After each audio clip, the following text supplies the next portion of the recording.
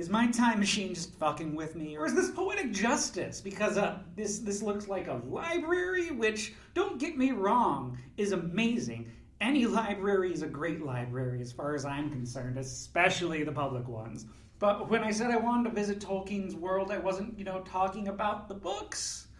But hey, since we're here, might as well make the most of it.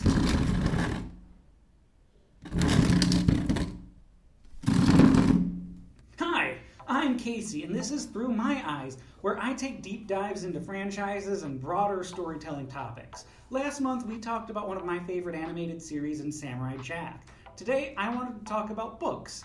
Fiction, nonfiction, it's all fair game. These bundles of paper are, in a way, like Grover Cleveland's presidential time machine. If you know what you are doing, they can transport you just about anywhere. Take a look, it's in a book, a reading rainbow. And if you are looking for something a little more focused, please keep an eye out. I am also diving into the Dwarves series by Markus, Heitz, one of my favorite fantasy series. But for now, let's talk about books as a whole and why they're such a powerful medium. Captain O.G. Reedmore here. An ordinary sidewalk on an ordinary day. But did you ever stop to think that you could get away? Take a journey on a rocket. Take a voyage on a ship. Just read a book and off you go, because reading is a trip.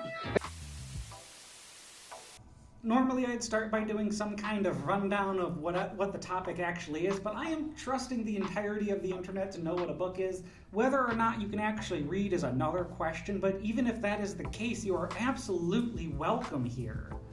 Instead, let's get a little existential and find something impossible to answer. What makes a book great?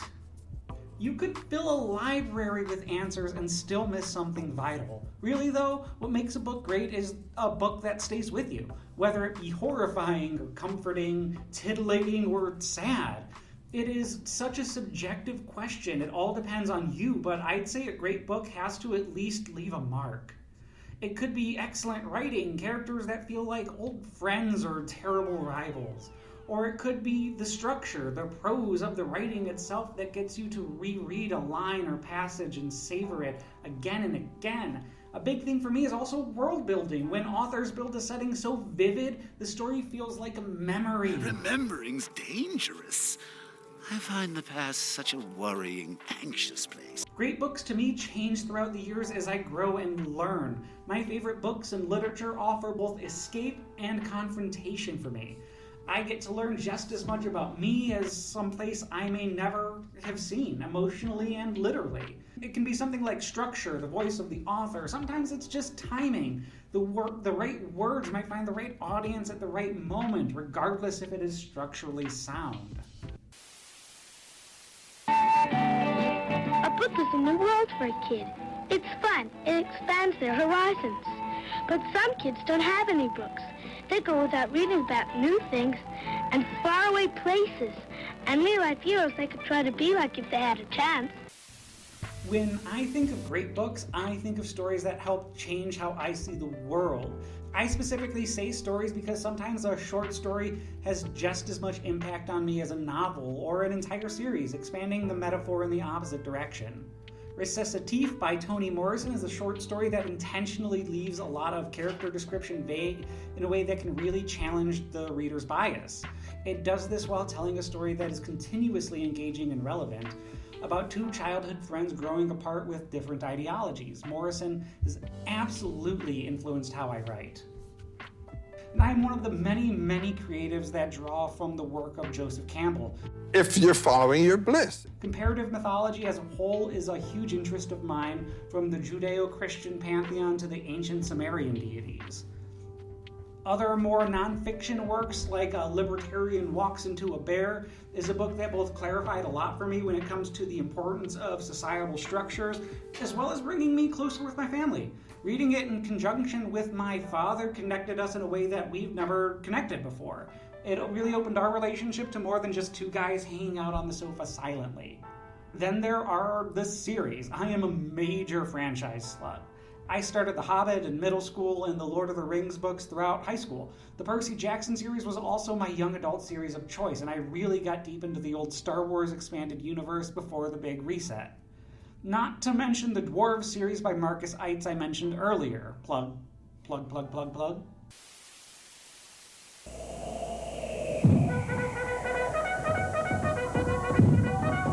Tranquility Base here. The Eagle has landed.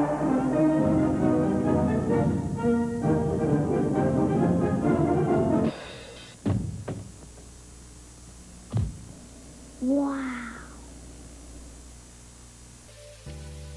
There is a great TED Talk by Nigerian writer Chimamanda Ngozi Adichie, where she talks about her experience with a fan talking to her about how shitty all the dudes in her country were, and how the reader came to that conclusion after reading Adichie's book, to which Adichie explained that I told him that I had just read a novel called American Psycho, and that it was such a shame that young Americans were serial murderers. Now, can you imagine how often readers or really audiences of any medium misinterpret a creator's work and don't get set straight? I am not saying they are in the right or the wrong. Interpretation is a super tricky balance. I feel as though people still don't always grasp that the monster in Frankenstein or the modern Prometheus is as much of a victim as he is a beast to the villagers. Like, the whole point of the monster is that he is a reflection of all the aspects of the titular Frankenstein, good and bad. I am confident people will argue it, and I absolutely accept those arguments in the comments, but I am firmly of the belief that we are constantly bringing ourselves into the stories we experience. Or more to the point, you and I could read the same story with the intent of removing all of our biases from the process, and we would still come out with a different understanding of the material. And more to the point, we will even read it differently. My brain will emphasize different words, and I'll read at a different pace, and that is not necessarily a bad thing if we can understand that we can't understand all the things. You know, in my day, we learned the 3 R's: reading, writing, and arithmetic. Well, I guess you never learned spelling. But today's schools need to teach tomorrow's skills because the world is growing more complex and more competitive every day. And if our kids can't keep up, Our country won't. If we don't support education now, we'll pay for it later. you're right. Of course I'm right. I keep forgetting who I'm talking to.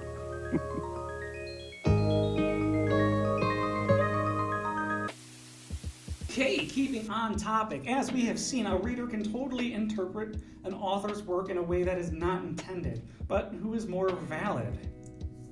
The literary analysts, the readers who I will always give the benefit of the doubt of at least giving an effort to read between the lines, or the author who is simultaneously trying to push whatever message they will while also writing around their own biases and experiences. Because as a writer, I can tell you how much we are pushed to pull from our lives, which always means our ugly can just eep in. I mean, thank the gods Ngozi Adichie was there to correct this fan. Mary Shelley isn't here to really set the record straight to readers' faces when it comes to Frankenstein anymore. How it was explained to me, though, is that every story is a conversation between the storyteller and their audience, whether that be the subject of today's video in books, or it be movies, or video games, or even public speakers. And you guys are gonna make an awe sound. It's true, it really happened. 9 out of 10 times it is an extremely one-sided conversation, but it is a conversation where one party is just trying to push something onto the other, whether it be a narrative, a message, or pure entertainment. If that is the case, then to varying degrees, the responsibility lies on both parties in the conversation. A writer blind to their biases can absolutely leave some themes behind in their work. It is my single biggest anxiety as a writer. At the same time, a reader has to be at least open to a new idea to accept it. I mean, I can show you this picture of a bird 1,000 times, but if you believe this is what water looks like, I ain't gonna change your mind.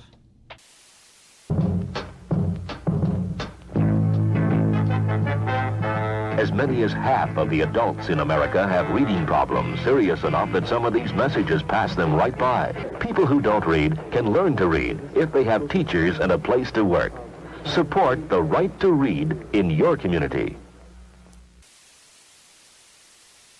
You know what might change your mind, though? Ban books. Because yes, books are banned because they're dangerous. They're dangerous to whomever the hell is banning it. So look into why they want it gone, and make sure you can do everything in your power to learn exactly what it is they are so fucking afraid of and use it against them. Books are banned because they rattle cages, because they say quiet things out loud. They give people, especially the young, the curious, and the marginalized, words for things they were never supposed to understand. They are dangerous because they fucking illuminate. They challenge comfort. They dare to tell the truths that those in power would rather bury under 1,000 sanitized curriculums and headlines. When a person bans a book, they are not protecting a single person other than themselves. They do not want questions raised from being seen. They do not want to be held accountable, so if a book is ever pulled off the shelves or flagged or protested or headed, I encourage you to not just read it, but to devour it. Take notes. Highlight the lines twice over that made someone somewhere so nervous they have to snuff it out. Because the danger is not the book. It is in what happens when people start to think for themselves. Excuse me. I can't seem to find these anywhere. Huh. These books are no longer available. I didn't know. May I have your name, please? Why? Excuse me. Just a few minutes. What did I do? We just have a couple of questions. Easy, easy.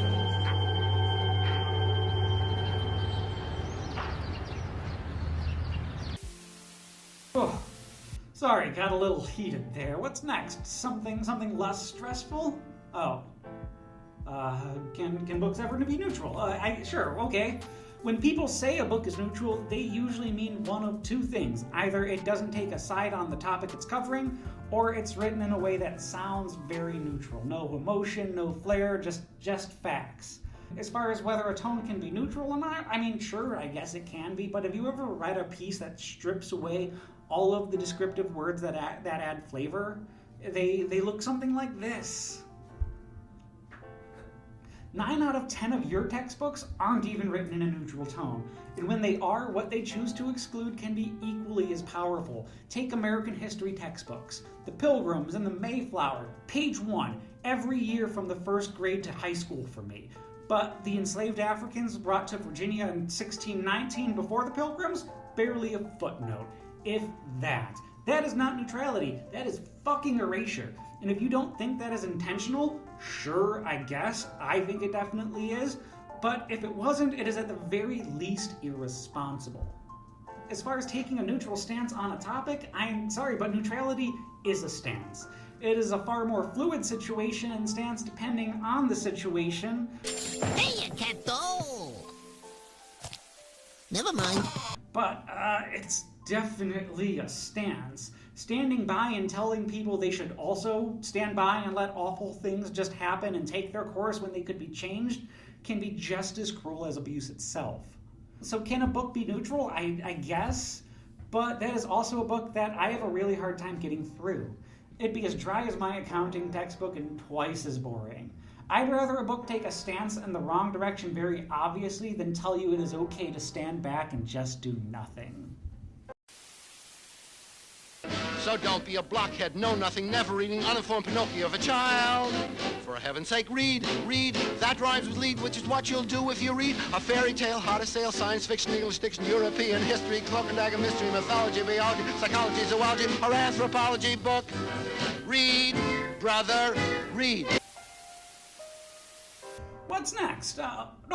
Digital media, and where physical books still hold relevance as the world gradually becomes more tech-focused. Just fun questions all around, I see. In a world full of constant notifications and screens everywhere we look, a physical book can become one of the last quiet places left. Digital media is convenient, it's powerful, it's accessible, it should not go away. But physical books linger in a way that the cloud never can. I pick up a used book and it has a history, the users, the bent spines, monsters. The ones that scribbled notes in the margins. Maybe you're the one who left a coffee ring stain on page 74, but that's there. It's tangible. I mean, got everything I need right here with me. Got air in my lungs and a few blank sheets of paper. I mean, I love waking up in the morning not knowing what's gonna happen or who I'm gonna meet. I love the ritual of reading a physical book. finding the most comfortable position and to perch in the most uncomfortable chair. I've gone on hikes just to find a tree to climb and read from. Turning the pages and making notes, things that a screen can do in theory, sure, but never truly replicate. Nuclear families, unconventional families, all types of families from the beginning of time to today agree. There's bedtime and study time, but the best time is story time. It's a fact, even when it's fiction. Unbelievable. If families read to each other, stories come alive. Books are better when they're read together. Which is a great segue to talking about what books do differently from other storytelling mediums, because the movies, the video game industry, those are bound by things like budgets and effects, whether or not you can find the right actor for the part. Tolkien wrote sentences that built a world with just pen and paper, a world that takes millions of dollars to replicate and rebuild or animate. Books can give just as much control to the pacing of its story as video games. You control when you continue a story, what to reread, whether you want to spend time imprisoned with the elves riding barrels or not. It's at least double the work putting together a graphic novel or comic between scripting and the art itself. And that doesn't even go into the blocking and the lettering and everyone that it takes to ensure the product you pick up is as polished as possible. It takes teams and sometimes armies to put together motion pictures and video games. But books, to me, are more of a duet between the reader and the writer. At the end of the day, words are only ever half the story, and the audience just brings the rest, man. If you think these tunes are classics, wait till you read these.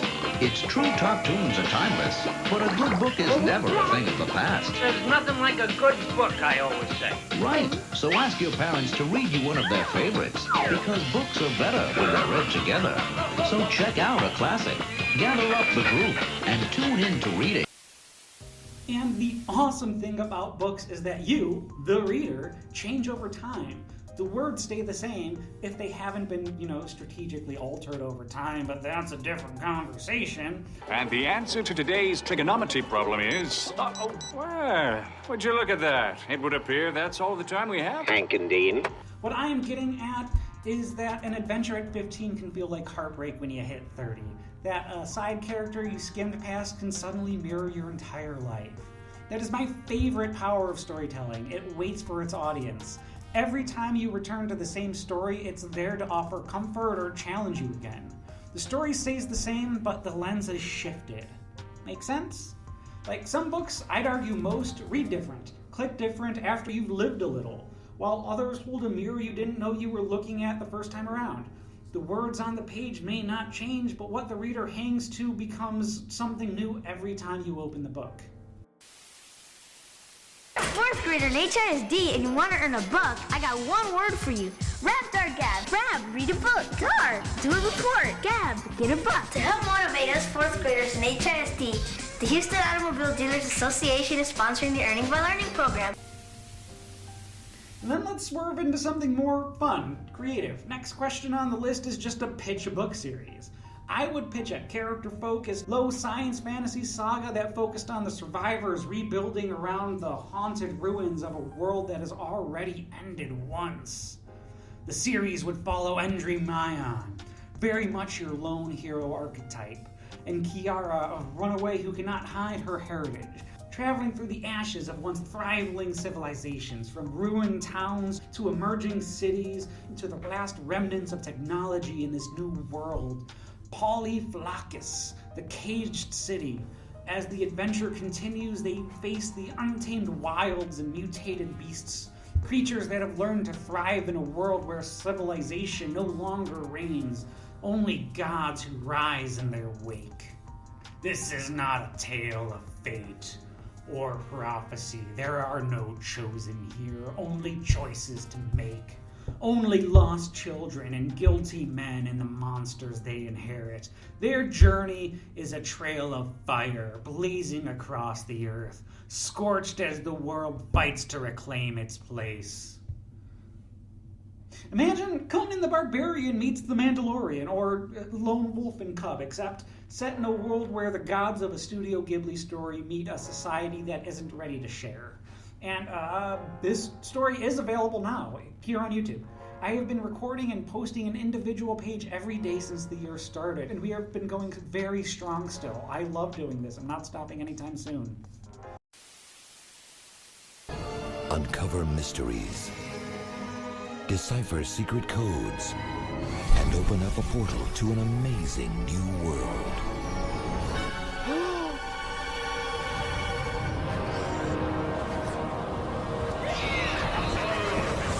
Read. So, what do books mean to me? I hope I've been pretty clear that I love books, whether they be classic literature or science fiction or smut or high fantasy. The long-running visual we are fed is books transport us through time and space to worlds that could never exist. I even said that at the beginning of this video. That really isn't so much the case for me. They do transport us, yes, but specifically to a table with the author to receive this beautiful thing they constructed just for us, really. What about the dirt? While the outside world has applauded me as, quote, successful, I knew I couldn't read or write. And that always took a little bit away. So I learned how to read when I was 48 years old. To functional illiterates, I encourage you to take another chance. Don't give up. It's such a good feeling. It's never too late to learn to read. So that's it. Thank you so much for sticking around and flipping through this chapter with me. If you have a book or a series that you want people to talk more about, or you just want me to read, please tell me in the comments. I love expanding my library at home. My next video is coming in 2 weeks' time and is talking about my favorite fantasy series that no one talks about, The Dwarves by Markus Heitz. And again, I am releasing 5 pages of my own story, Endry Mayan, every week here on the YouTube on its own channel. I am going to go hop into Grover Cleveland's presidential time machine, maybe this time hit Hobbiton, otherwise go out there and write your own adventure, do something great.